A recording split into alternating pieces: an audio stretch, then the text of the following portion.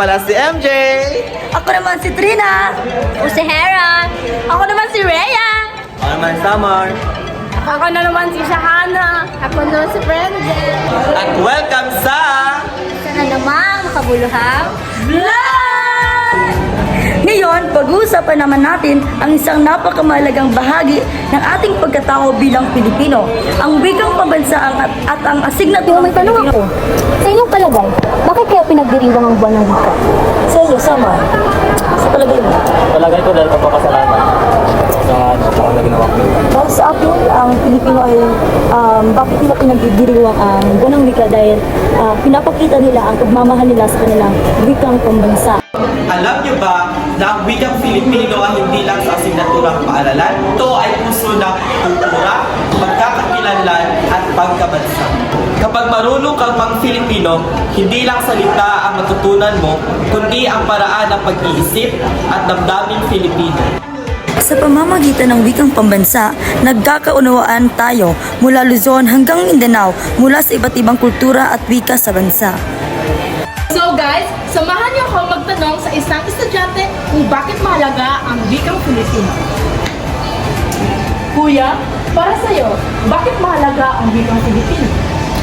Para sa akin, mahalaga ang wikang Pilipino dahil ito ang nagbubukod sa ating lahat bilang mga Pilipino. Tama!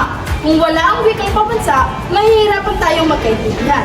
Kaya sobrang halaga talaga ng Filipino, hindi lang sa paaralan, kundi sa araw-araw ang buhay. Ngayon, pag-uusapan naman natin ang asignaturang Pilipino na kung minsan ay sinasabi nila na ay madali lang yan, Pilipino lang yan. Ngunit ang hindi natin alam na ito ang pinakamahalagang asignatura sa ating kurikulum. Sa Pilipino, natututunan natin kung paano magpahayag ng damdamin, gumawa ng tula, sanaysay at talumpati. Dito rin natin naunawaan ang kasaysayan at kultura ng ating lahi kasi bawat lahi may pangangailangan at kwento.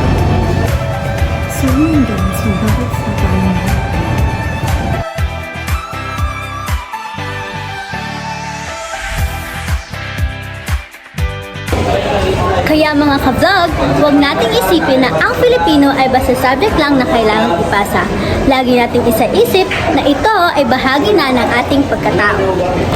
Kapag ginagamit natin ang wikang Filipino ng may pagmamalaki, ipinapakita natin ang ating paggalang sa sarili nating bansa. Dahil sabi nga nila, ang hindi marunong magmahal sa sariling wika ay higit pa sa hayop at malansang isda.